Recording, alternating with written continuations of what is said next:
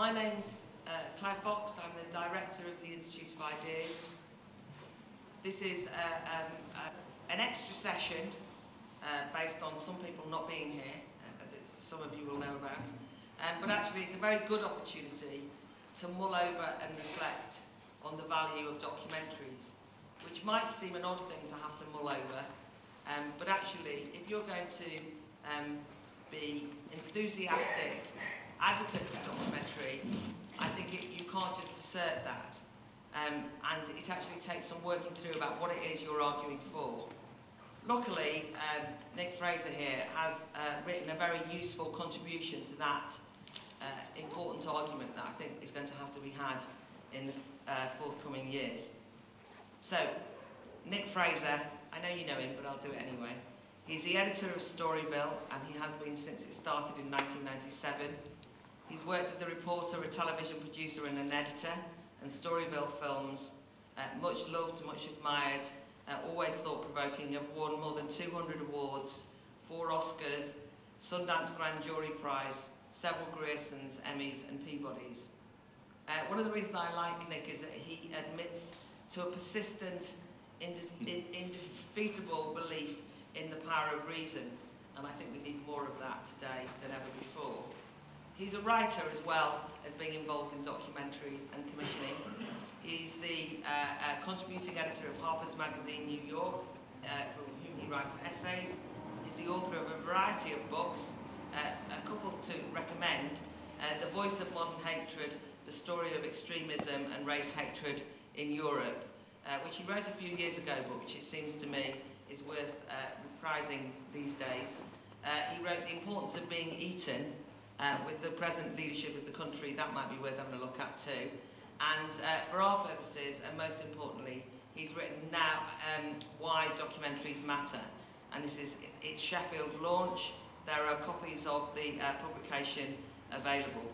So what we're going to do now is that Nick is going to show us a variety of clips and talk to those clips by way of just throwing in a few of the themes in his pamphlet.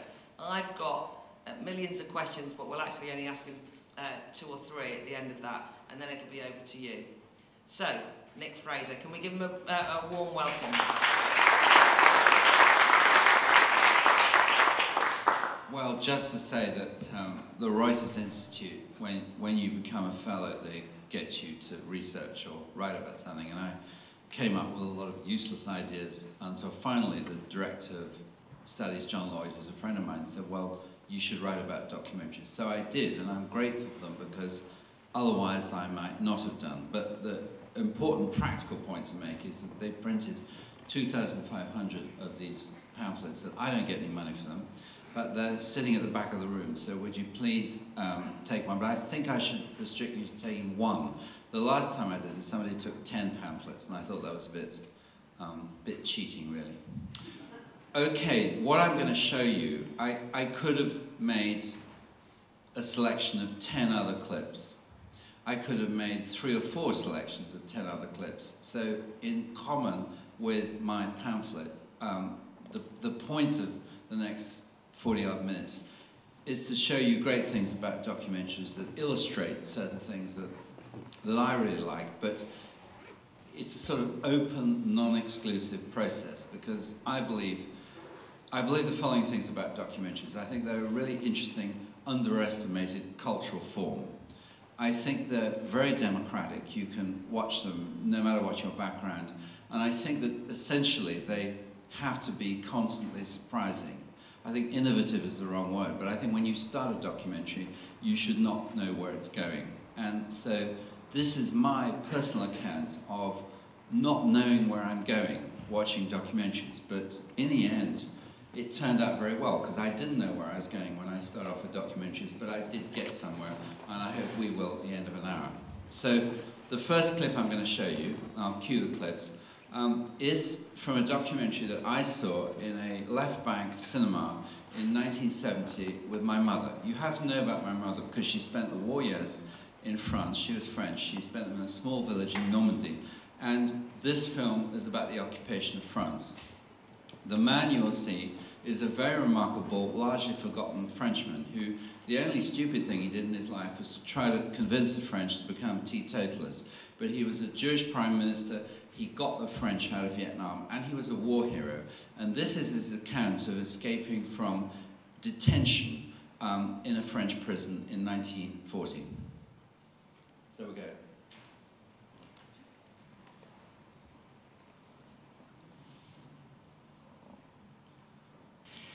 Je dois dire que je ne suis pas très sportif, mais enfin, je m'étais préparé à cette épreuve en faisant pas mal de gymnastique dans les mois précédents.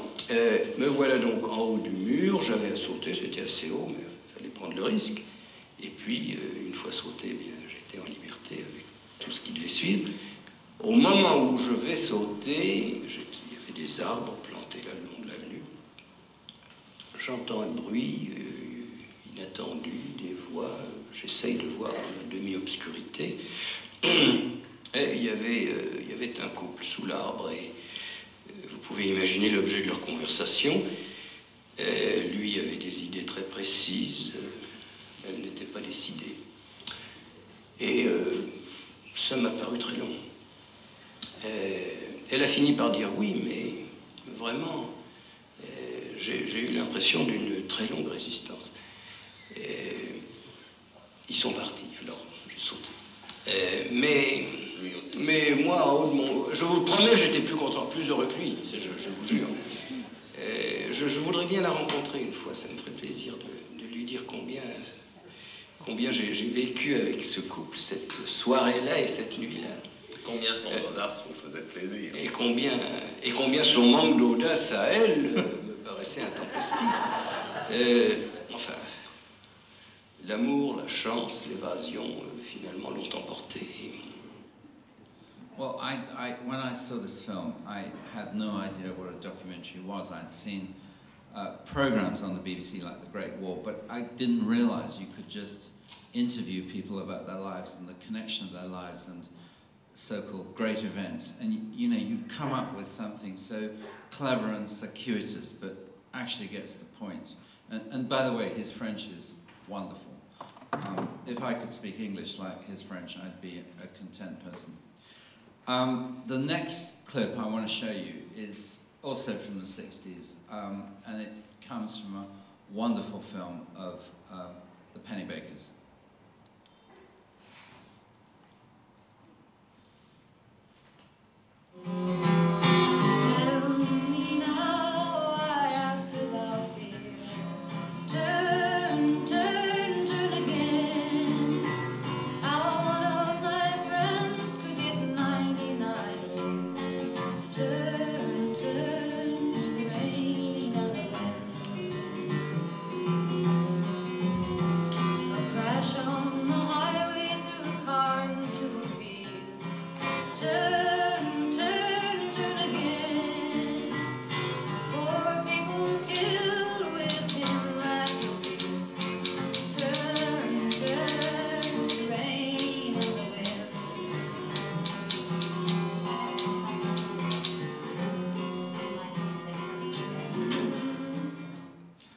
In 1944, when George Orwell was given the reviews of Animal Farm, he read them all and he asked a simple question.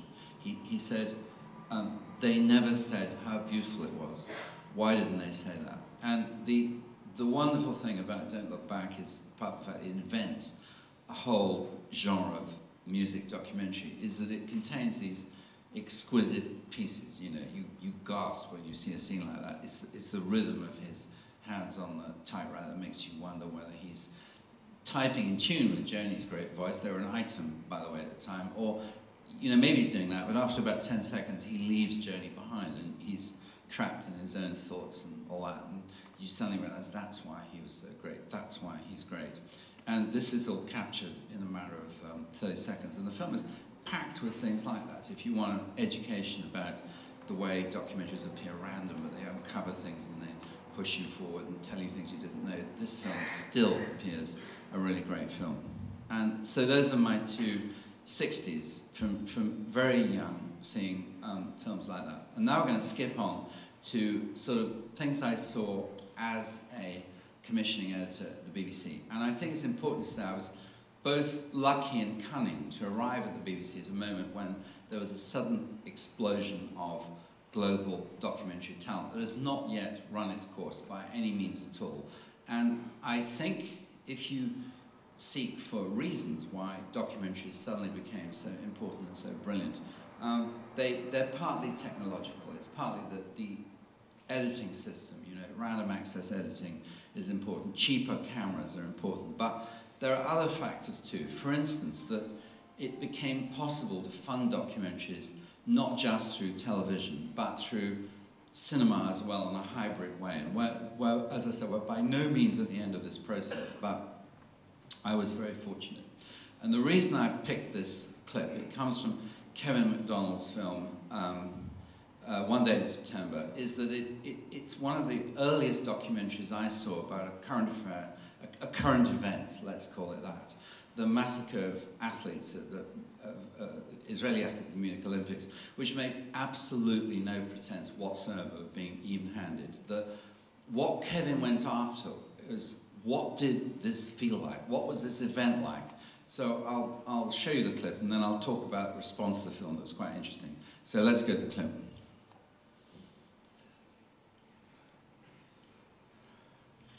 They've now said that there were 11 hostages. 2 were killed in their rooms yesterday morning. 9 were killed at the airport tonight. They're all gone.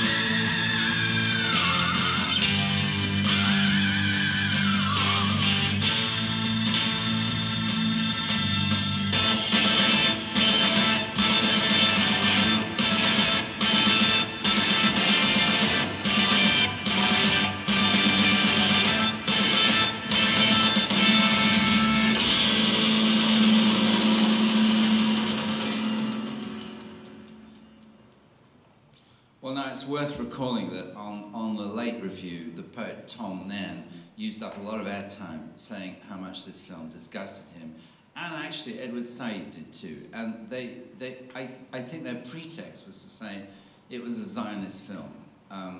But I think what they responded to is that it didn't display any restraint or any balance. And this is something I really applaud. I don't think filmmakers should be neutral about things like terrorism.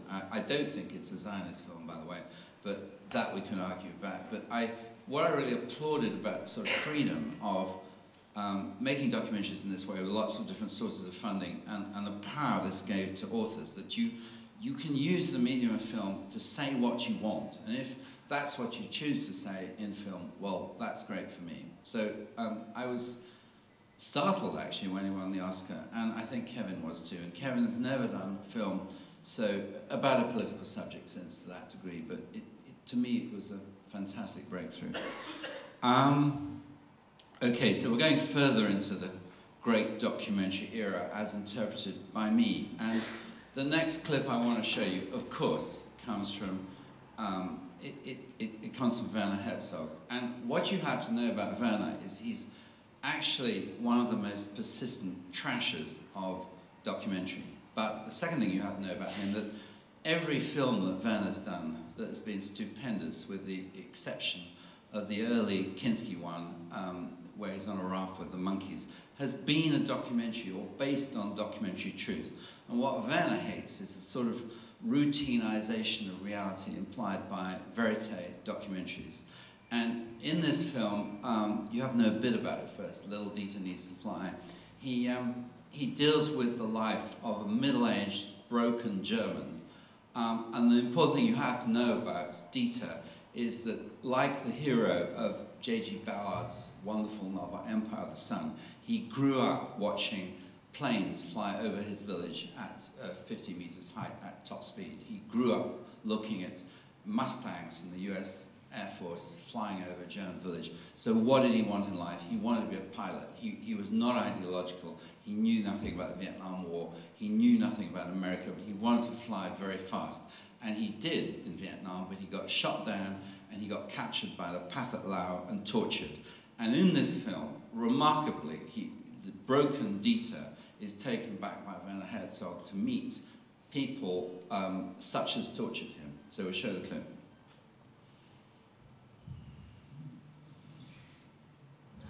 You know, it was natural for them to be really angry at me now. I had escaped from them, they had lost face, and they really want to get even. Whenever we were near the village, that's when they really became aggressive. They had this new idea. My legs were tied up, my arms were tied up, my hands were tied up. I was tied behind the water buffalo. They hit the water buffalo with a stick. He started taking off. I was hopping behind it. I was trying to keep my balance, but pretty soon I fell over. Two or three of the guards, the bad ones, kept walking to the right and left. They were kicking me in the face with the dust all the time. They were kicking me. Other guys would jump into my back. The kids were laughing. They thought it was just this was a lot of fun. Later on, they wanted me to sign something condemning the American aggression in Vietnam. I didn't sign it. I didn't believe in it. They came up with this idea. They stuck small little pieces of bamboo underneath my fingernails. They cut my arms. They put pieces of bamboo, actually they stuck it in there and they left a piece of bamboo in there. They cut here, they cut here, they cut here, at various different places. Then one guy had this idea, they put this rope around my upper arm. Like a tourniquet, they put a piece of wood in there and twisted it until the nerves were cut against the bone. My hand would drop and this hand was completely unusable for 6 months. They were just always thinking of something to do to me. Well, I didn't show you a clip from Shoah, and Claude Lanzmann recounts in his autobiography, and I should have showed you a clip from Shoah, that when he went around asking people for money for Shoah, for a 9-hour film about the Holocaust, a masterpiece, he would go to meetings of rich American Jewish people, and he'd say what he was doing, and they'd say at the end of his presentation, well, what's the message of the film? And he'd say to them, there is no message.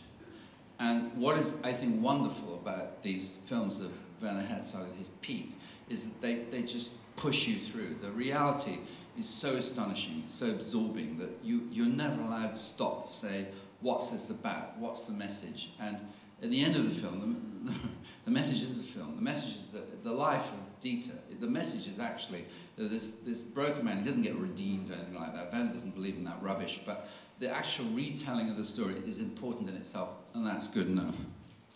I'm going to skip a few years and take you to something that we showed in the last run of Storyville, because it's a film that got high ratings, and I thought it was an absolute wild film. It took the filmmaker 10 years to make, and he was able to make the film because he'd done wedding videos, and he did wedding videos with Irish travellers, and in the course of recording so many weddings, he got tangled up in a feud between two families of Irish travellers. So Knuckle, in my view, is a very remarkable film. Let's see the clip.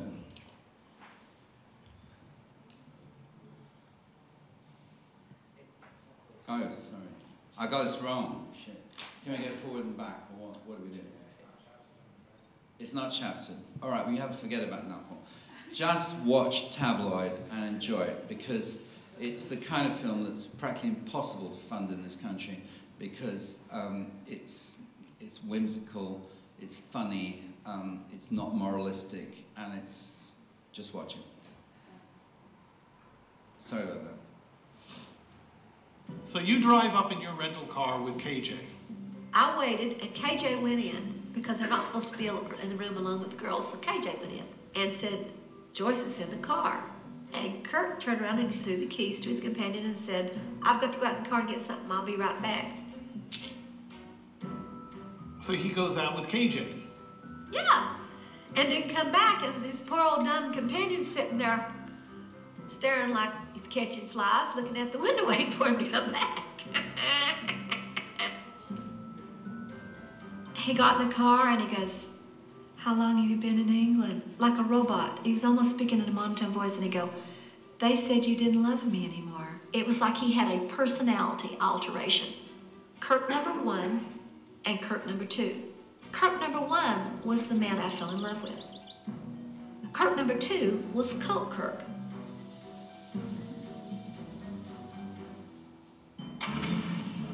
According to all the reports of the time, he was driven 250 miles to a cottage in Devon.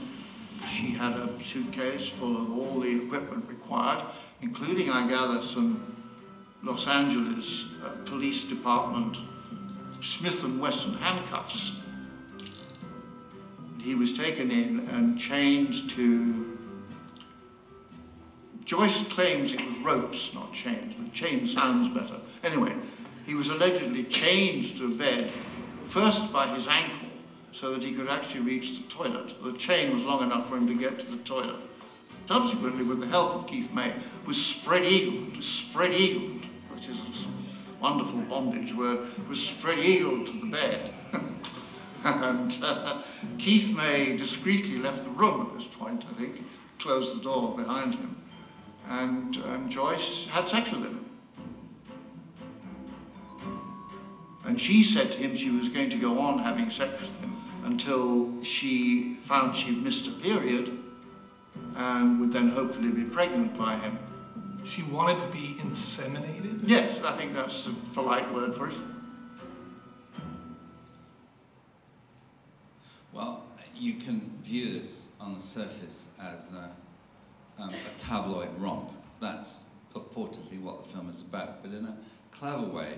And I was viewing this at the time of the great Murdoch obloquy outbreak. The premise of the film, rather snazzily and cleverly, is that you know less about what happened about this episode by the end of the film than you did at the beginning of the film. And it therefore raises, in your curious mind, the question of what tabloid journalism is for. Is it a version of the world, or is it actually a way of concocting fictions that we buy into collectively? And I thought this is very interesting, considering the doings of the Murdoch Empire, particularly about the Sun. I mean, you know, how much of what Kelvin Mackenzie did at the Sun actually was designed to tell people the truth, and how much of it was actually the concoction of fiction. I think Errol gets that very well. As an outsider who came across this story because he found a woman in LA, he clocks this very well. Well, anyway, I introduced Knuckle already, so I think we'll just play the Knuckle clip anyway. Myself and Christy have decided to put a few photos at the start of this tale of Brian and Tim, the two men who were willfully murdered by the Queen MacDonald. And the train pulls out today from Derry. The Joyce family from Oxford sent this tape to the Queen MacDonaghs. The families had been close friends until 1992. Then a row outside a pub in Peckham got out of hand and Brian Joyce was killed. Brian was the brother-in-law of Big Joe, and James's older brother Curly Paddy was convicted of manslaughter. He served 18 months in prison. During the feud that followed, another man from the Joyce family called Timmy was killed in Dublin in 1996. Hey, look, them is the men. Them is the men that you killed from behind. You cowardly pack of bollockses. Kiss my Joyce's home. And one more thing, If there's Aaron Quinn that will match up to me, I will gladly fight him, and I gladly beat him. You dirty pack of cowley murdering bastards. This is the real legend, James. You baldy bollocks. Jimmy's Michael. You said there was never a judge when you go. I'm no good anyway, but I'm beating you. I see you, baldy James. About 10 years' time, I'm gonna beat you the length of Ireland. So see that man there? You'll never beat him. He is the man. Yeah, dirty bollocks. Jimmy's Michael. Just listen to my words. I am beating you and every one of your brothers and your people. I am beating the Queens. Big Paul Joyce, the young man on the Oxford tape, got the fight he was looking for against Michael Quinn McDonough. Michael was now 19 years old, the youngest in his family. Up to this point, I'd seen him as the cheerleader for his big brother. He told me that if he was challenged, he'd fight for the family name. But I thought Michael was in the shadow of his older brother, and I saw a young man who wanted to make a name for himself.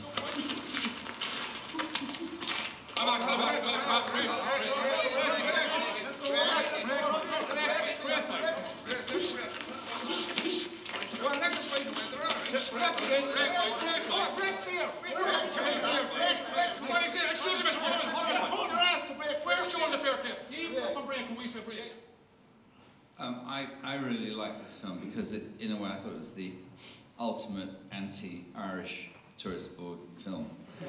And also I felt that, you know, if you'd been transported back into the 18th century and you'd gone to any village in the British Isles, you'd have gone outside the village and somewhere near a wood you'd have found a lot of dogs, skinny or fat, and then there would be children, and then there'd be a group of largely male figures around two enormous fat people beating the shit out of each other. And the film captures this sort of strange, lost culture. And I think I should say, you know, this is a contemporary film, and it tells you a bit about the difficulties, but also the successes of funding films. I mean, I think RTE had balked at showing this Irish broadcaster, and then the film came to us, and we really liked it. And we got the Irish Film Board involved, and because we were going to show it on the BBC, that triggered their giving money, because they have to have a broadcaster when they commission a film. And it got made, and it did pretty well in cinemas. The only level of anxiety among the distributors were whether travellers would come to the showings and break up cinema seats, you know. But it was a success, and it could not quite recompense the filmmaker for 10 years' work on wedding videos and filming pugilism. But I think it worked well. I think it was a success, and I really liked the film. The next film I picked because it's a clever film that illustrates the decline of traditional media. These people went to the New York Times, and you have to understand that the New York Times is a place, it's so pompous, it makes the BBC seem sort of cheerfully pagan and informal. I mean, it's the very home of world pomposity, I think you say. And what they did very cleverly was not to film the newsroom of the New York Times, but to film the media desk. And you see people who are effectively investigating the possibility of the New York Times' extinction. And my favorite character in the film is a man called David Carr, who is an ex-crack addict and writes columns about media for the New York Times. And the idea that David Carr would be at the New York Times at all is absolutely amazing, and he's the kind of hero of the film. And I liked it very much. Let's show it. It's a big story that hasn't really been told in this kind of comprehensive way. The biggest media bankruptcy in history, billions and billions of dollars just evaporated. A lot of people lost their jobs. The people there are still doing, you know, excellent work, but it's under very difficult circumstances from people who manifestly do not respect what they do. Sam Zell, when he came in, was somebody with no experience running a company like this, no news experience, in fact, a fair bit of contempt for sort of traditional ideas of journalism. My attitude on journalism is very simple. I want to make enough money so I can support you. It's really that simple, okay? You need to, in fact, help me by being a journalist that focuses on what our readers want. But what readers want is puppy dogs. I mean, we also need to inform the community. I'm sorry. I can't, you're giving me the classic, what I would call journalistic arrogance. You know, people inside just sort of get dispirited because the company's being run by these people who just don't share their values. Hopefully we get to the point where our revenue is so significant that we can do puppies and a rat. Okay?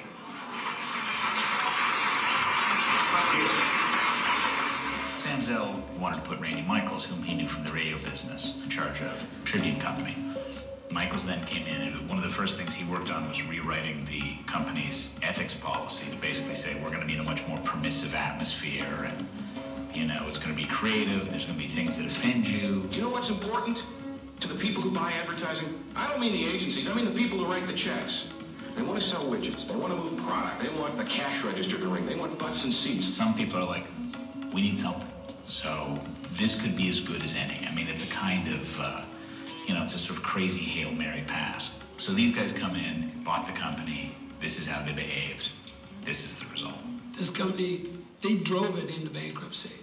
Randy Michaels and a hand-picked crew of 20 people who he's known a long, long time have extracted something like $100 million in bonuses.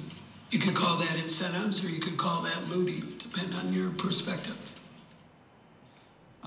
There are two things you have to know about this film. Firstly, it was sort of completed in the way films are in America now, with a string and a prayer, some private money, etc., etc. But it was picked up by a man called Jeff Skoll, who is really big into social action movies. You go to his websites, he has a series of companies that promote worthy entertainment, but he also runs public campaigns. And I thought this was one of his more unusual public campaigns, that he wanted to halt the decline of reporting. And he used this film for that. And the story it tells, indeed, is very pertinent. I don't know what we do about the decline of reporting, but the film describes what's happening very clearly. The last film I picked it's a newcomer's film. It'll be in the next run of Storyville. The director is Harry Freeland. The film was made on nothing again. I think it's Harry's first film. He was in film school a couple of years ago, and it describes the outbreak of, there's nothing much more to say about the film except that the murders of albinos for their body parts. So let's see the film.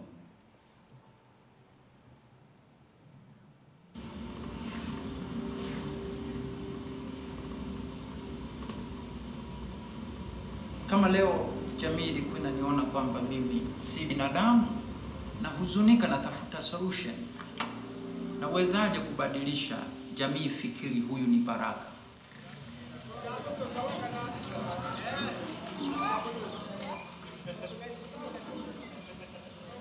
Na kuna watu ambao wameuawa hawana hatia.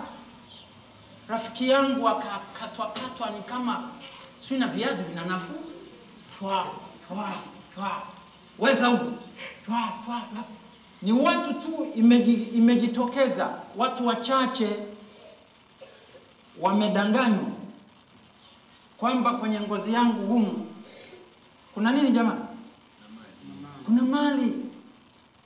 Vidole vyangu hivi ukivipata, kesho asubuhi wewe ukiamka, basi zinazungumza mfukoni. Unanena wewe dole, tofauti yangu iko wapi? Umeloko yopi? Halafu nene? Lakini sisi ni binadamu au sio binadamu? Wewe hii ngozi ina kitu kimoja kinachoitwa melanin. Sasa hii melanin inasababisha mpaka focus ya kwenye macho yako hivi. Sawa? Ikipungua, sawa? Inaathiri mpaka kwenye nini? Mnanielewa vizuri? Mnaona macho yangu jinsi yalivyo? Mnaona? Wengine wanasema agolilimaga we. Wengine wanasema agolilimaga we. Mimi sio shetani kwenu. Jamani, msituue, tutunzeni. Well, I think it's wonderful. Look, my plea in writing this pamphlet and doing this is that you might 20 years ago regard a scene like that as you'd never seen it, but scenes with that sort of strangely Shakespearean power, they're frequent. It's not a way of me criticizing the documentary. On the contrary, I just hope the documentary reaches as many people as possible. My plea is simple, that, you know, if somehow documentaries can be funded and they reach 10 times as many people as they do at the moment in the world, which is not impossible, by the way, I have ideas about that, I'll be happier. They are the most remarkable, undervalued, underfunded form of activity. They're absolutely crucial to our contemporary culture.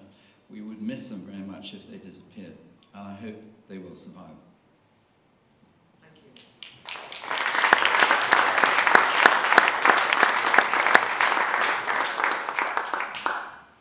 Thanks, Dave. That was great. I didn't know you'd done it. I really like that. So, but I actually just want to start by mulling over one of the conundrums of the New York Times film that you showed us, because I think one of the things that's interesting about what you've written is about the kind of way that journalism and the old tradition of impartiality is under assault.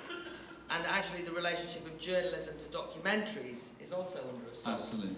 And I thought that when I watched that New York Times film last year, which I thoroughly enjoyed, I thought it's similar to what you said. You said, you know, in the book, here was an unexpected gift, a strident, thoughtful film campaigning in favour of careful, dispassionate journalism financed by a campaigner. So it's kind of a muddle of all those things. But just that idea of the kind of dispassionate journalism, the sense of objectivity and truth-seeking, that is under assault. But you also said, you know, one of your first films you showed us, you said this had an opinion, this had a strong view. So will you just mull over some of those apparent contradictions? But well, I'm sorry, but they are contradictory. Yeah. I'm not sure how to resolve them. I think you need the things side by side. I mean, whenever I write anything or I look at a film, I want there to be a presence of the author, but I want the author to pay more than lip service to the very laborious, often dull process of trying to find out what really happens. I can't deal with films, and I can't deal with you know, journalism. I can't deal with books that actually are not preoccupied with both these things. Ever since I started watching documentaries, I've noticed that I've got sort of averse to fiction. I can't watch TV drama by and large, unless it's quite exceptional. But this sort of tension actually exists quite often in fiction. Has anyone read the book by David Grossman called To the End of the Land? No, it's a great book. It's an Israeli novel. And when you read the book halfway through, you say to yourself, I don't know whether this is journalism, it's reportage, it's fiction, but I think it should get a Nobel Prize, because on every page he seems to wrestle with the question of, you know, what we feel about the world and what we know about the world. You know, it's like in Lear, Gloucester says when he's been blinded, he says, I see it feelingly. Well, we've added another layer. You see it feelingly, but you sort of have to know it at the same time. And to my mind, news reporting is distinguished from documentaries by the fact that news reporting is just the restatement of facts. But when you get into the way you put these facts together, the way you interpret them, the way you feel them, most important, then it becomes something else. So that's what I'm looking for. But there is a contradiction here, I know that. I mean, it's not one I haven't got a solution to. I suppose my nervousness is about a kind of relativism that then says you don't have to seek after the truth. And I know that you kind of look at that in some ways where, you know, that you can get into a slippage with, it doesn't, you know, you can fictionalise things. I mean, obviously extreme examples, you can fake the scene or whatever. But, I mean, it is a distinct, it isn't fiction though. Documentary is not fiction.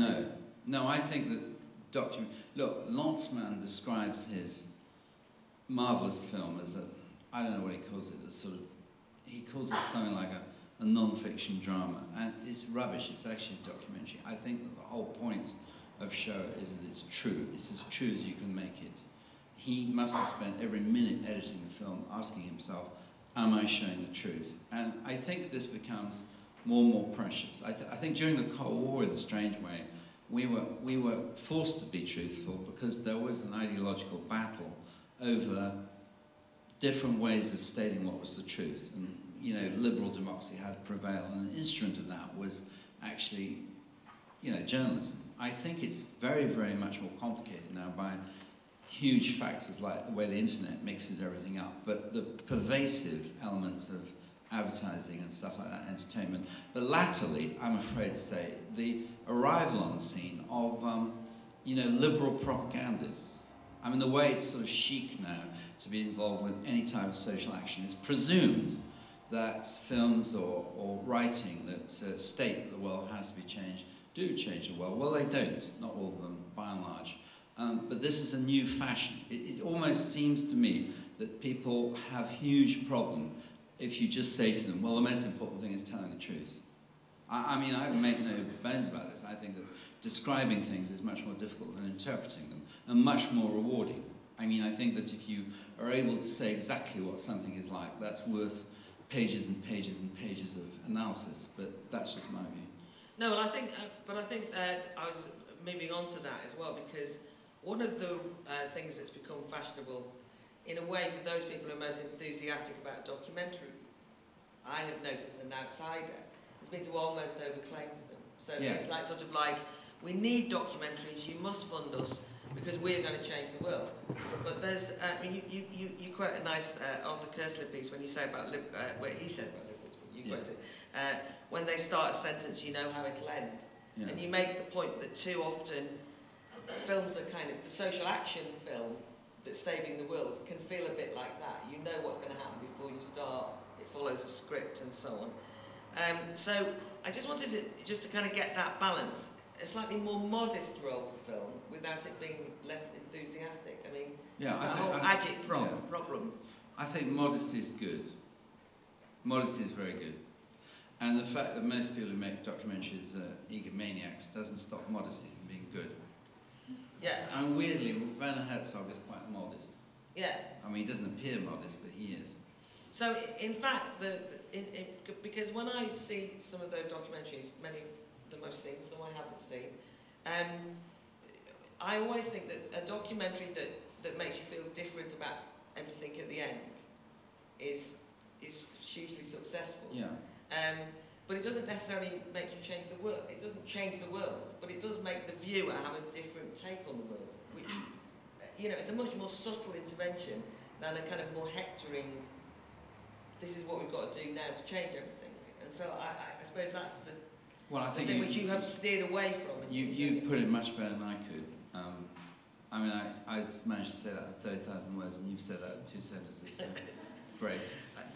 That's good then. And then, all right, we're moving on to just the final question that I'll ask you, which is, you make some quite, because one of the things that's great about this pamphlet is just a reminder of the history of documentary, I mean, which actually is done really well, swiftly, but it reminds you of all the things you want to go back and see, but some of the compromises we made, blah, blah.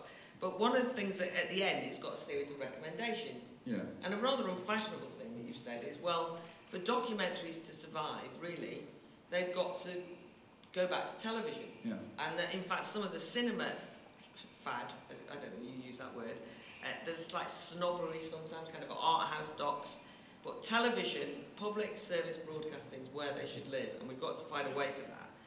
And you propose, which I disagree with, although I like the first bit, you propose even regulation that will force public service TV broadcasters that they have to show us documentary. I mean, but do you want to talk about that television thing? That's quite an unusual thing to say. Yeah, well, I sort of came across this. I was aware that I'm swimming against the currents. And I think it's absolutely, it's beyond dispute, it's indubitable that most people watch documentaries on television. Now, look, if you go back to the 70s, there were much fewer documentaries, but the number of people in America who would sit down and watch a CBS report was enormous, 20 million, whatever, you know. And we can't go back to this world again, but if you if you look at the funding, particularly in this country, the funding model of television in America is broken. One of the reasons you get so many filmmakers interested in all these corporations, foundations, social action movements, etc., is that there's only HBO really, a bit of Showtime, and 2 strands on PBS, of which Representative Simon Kilmurray is here, and you should talk to him about this. But the fact is that here, throughout Europe, in public broadcasters, we still have, enormous amount of money, and BBC's got a lot of money still, and in my view, it's really important that public broadcasters go on showing documentaries. They won't only be seen on television, which makes it much easier for television executives to say, well, we don't have to bother with them now, which is the only reason I think their presence should be mandated, is to remind television executives that they shouldn't get away without showing them. I mean, I was quite astonished when Channel 4 didn't want to go on showing documentaries on More 4 anymore. The ratings were small, but I thought it was extraordinary the way they sent back documentaries to the people who'd made them. It really was a way of saying, your time has passed, go off and die. We want something different now. And I just resist that. I think they're difficult to handle on television now because they're difficult to market. They're one-offs, and television is very bad at handling one-offs. You could take the line, and some people do in television, that documentaries rate badly anyway, so television should have nothing to do with them. But that's contradicted by, let us say, in Scandinavia, where they've gone back into peak time again. In Sweden and Denmark, we have weekly strands. I think the arrival of documentaries at peak time on ITV, which I was told was requested by sponsors who wanted, higher income audiences. These are hopeful signs. I don't think there's any sign of that disappearing from the BBC, but I think if they lose their position in public television, something else that worries me will happen, and they will become more and more, as they have in America, products of niche culture. I mean, nothing wrong with this, but the most successful documentary, which is very good, by the way, is in America at the moment, it's called Jiro Dreams of Sushi. Has anyone seen that? Well, the guy, before he did it, did research and discovered there was a large market niche of sushi eaters. So he made this exquisite, rather entertaining film about the best Japanese sushi restaurant. But that's where you're going. If everything becomes niche, then the coverage of current affairs gets in the hands of various lobbies, progressive lobbies, and it gets harder and harder to, occupy the center of the public space, which in my view should still be about discussions of where we are in our various societies and what we're supposed to do with each other. I think your point about ITV, just to warn you now, so get your hands ready to put up, is about prime time. Is that I think people do know we live in serious times, and if you run something like the Institute of Ideas, you realise that you realise that there has been an underestimation of the public and an unwillingness to go and try and win them as an audience. And so if you put them in peak time like in Denmark, you might do that. But I wanted to just finish with your why democracy, but now why poverty? Yeah. Because on the one hand, you say yourself that that you want the Why Poverty programmes. It's a series that will come out in late autumn. A series of films. You can explain it better than me. But anyway, you say you want this to be a campaign to address the structural causes of poverty over several years, and you want to enlarge the scope of the films. If you want to make them have a longer shelf life, there's more to them. You've got websites and campaigns and all sorts. Now, that's a very interesting use of documentary on television. But can you distinguish for everyone else, and I suppose for me, the difference between that and some of the shriller or more superficial hectoring social action films that you're quite keen to distance yourself from? I'll give it a shot. I think the purpose of Why Poverty is, did anyone see the films on Why Democracy? Well, they just ask questions. It's a shame nobody saw them, but millions and millions saw them globally. We did, many of us saw them. And they were cool. I mean, the idea, look, I think public broadcasters should ask questions. I think if you're going to campaign as a public broadcaster, it should be educative.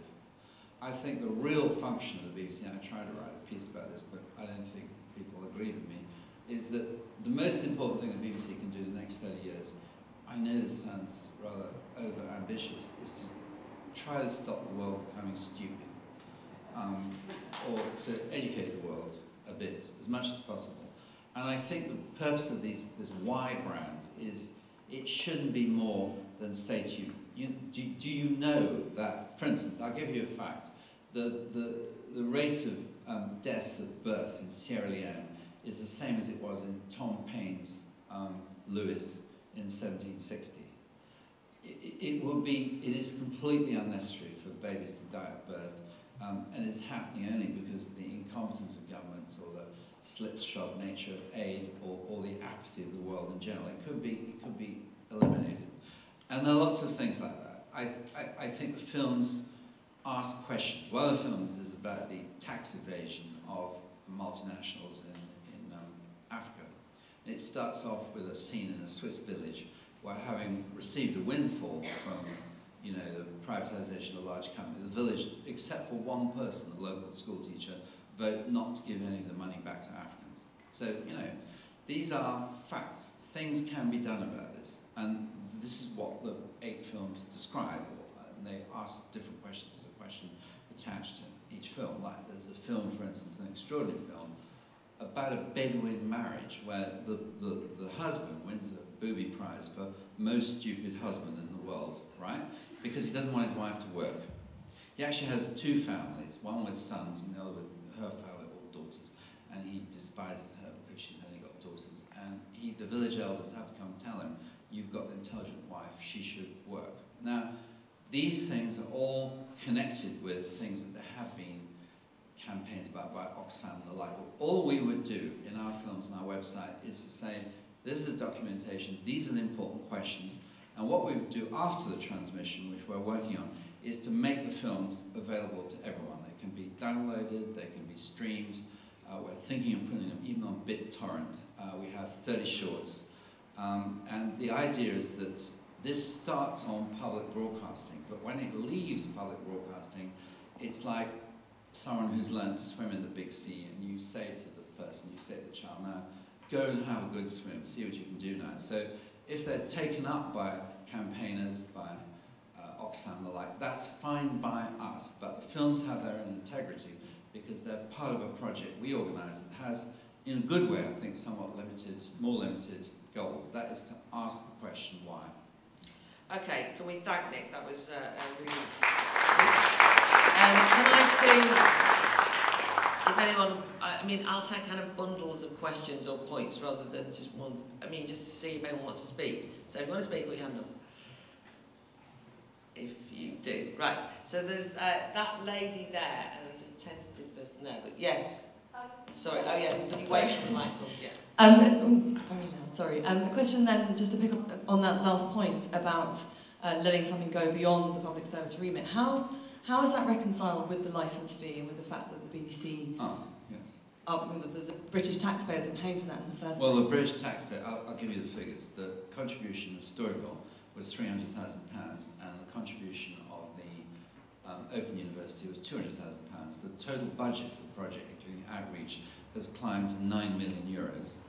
So I think you could say, and by the way, also the films or the questions will be on every platform in the BBC. They will be on World News, they'll be on World Service Radio, they'll be on Radio 4, Radio 3 are doing some talks. There'll be one film on BBC One, probably one along with Fergal Keen's series about poverty in Britain on BBC Two, and then the rest on BBC Four. So, and there will be 10-minute versions of the film before each news night in the week or 10 days they go out. So I would say, well, the BBC's getting a good deal anyway. And the fact that you paid for out of your license fee, you paid a small amount of money, plus you paid a certain amount of my salary running around raising the cash. So my view would be the BBC should feel proud of being part of this extensive world partnership, and it's a good deal too.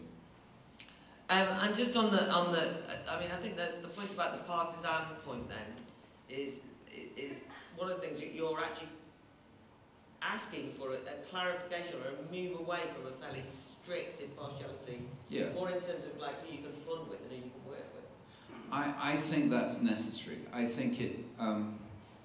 Okay, is it okay if I talk about the BBC, or do you fall off your chairs at boredom if I talk about the BBC? That's what you say. Well, look, the most scarring, I didn't realise this, the most scarring event for the BBC was the way that Geldof and Richard Curtis took over the BBC in order to promote their campaigns. Now, I didn't realise this when I started, but I bumped head-on, you know, head-butted the question of the BBC's reluctance to get into, they don't want to be turned into campaigns. They can't, it's not part of their charter. So, although the BBC is not obliged to be neutral about everything, it is obliged not to become a campaign. And I respect that, I think that's fine. At the same time, I think that the question of authorship and the question of pluralism means that the BBC should more and more act as a sort of, you know, a proponent of free media. I mean, the BBC, it's not an impartial organisation. It's an organisation created for and with the purpose of sustaining liberal democracy. And among those things are, you know, not believing in a gratuitously tyrannical or poor world. And all of these things the BBC should support, but it should support it in its own way, I think, always by giving people choices about what ideological or political positions they want to take and not ramming them down people's throats. Okay, thanks. Anyone else? I thought I saw a hand. Don't be shy. You just said loads of provocative things. Right at the back. Just following on from that, surely then the problem wasn't so much Geldof and Curtis taking over the BBC to campaign, but more that there was nothing else besides that, and alternative views. Well, I don't disagree with you. I was just summarising the BBC's position. I mean, I just to try and provoke it a little bit. I mean, we're not going to make this last for the sake of it, but one of the things I really liked that I think you did was "If a Tree Falls: The Story of the Earth's Liberation." Yeah. That was one of the stories. That's so good. I loved that film.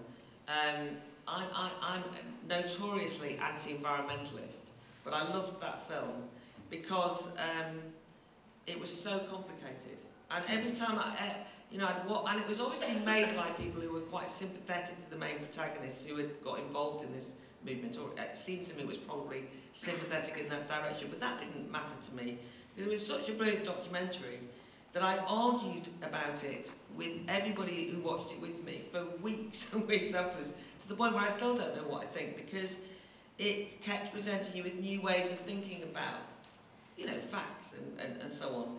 But it seems to me if that's what the films are like in White Poverty, even if their bias is a way that I might not agree with, then that's job done, if it creates that argument. Well, I hope they will be. I think this is... Did anyone see Marshall Curry's film, If a Tree Falls?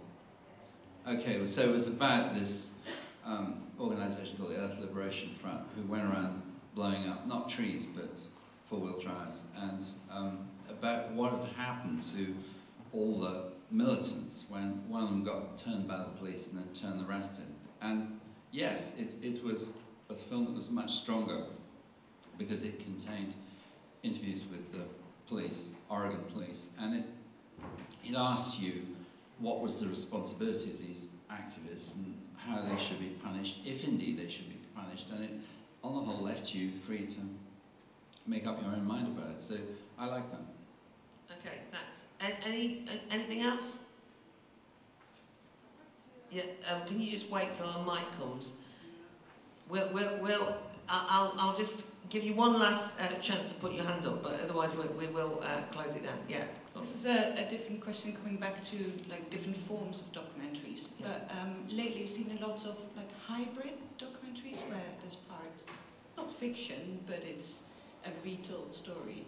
And I'd like to know what your opinion is for films, and if there's a danger that we're moving away from straight documentaries, or is it an opportunity? Can you give me some examples of ones that you liked? Yeah, well, Dreams of a Life would be an example that most people will have seen.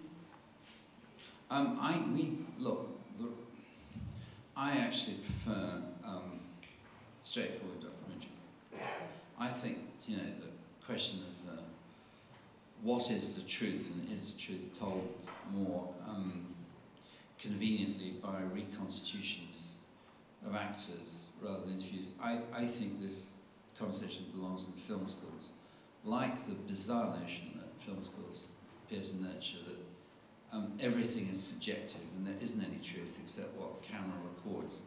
And only people in film school can possibly take this point of view seriously. And I like Carol Morley's film, but it has to be said, the reason we didn't take it is that it had a load of reconstitutions in it, and it's sort of not my thing really. I had to bring this up in a conversation where you just urged that the BBC should stop the world from becoming stupid.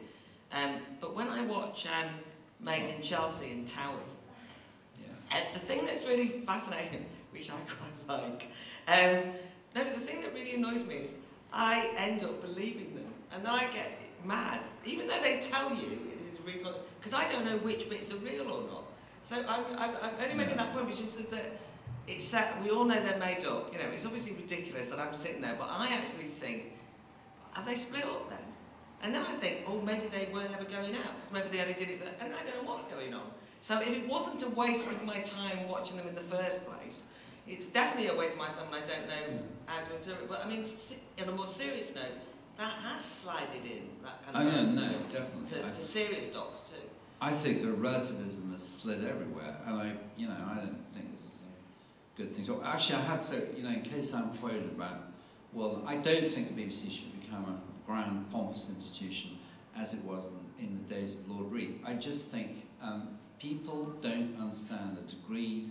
I mean, this is a very interesting question, the degree to which horrors happen in the world because people are so poorly informed. And the availability of the internet by itself hasn't seemed to have made material difference. But unquestionably, if you talk to loads of profs, you can't have any resolution on matters like climate change or any of the problems deemed to be afflicting the world unless people know about the world. And it would seem to me you'd be surprised if you travel as much as I do, how few institutions are left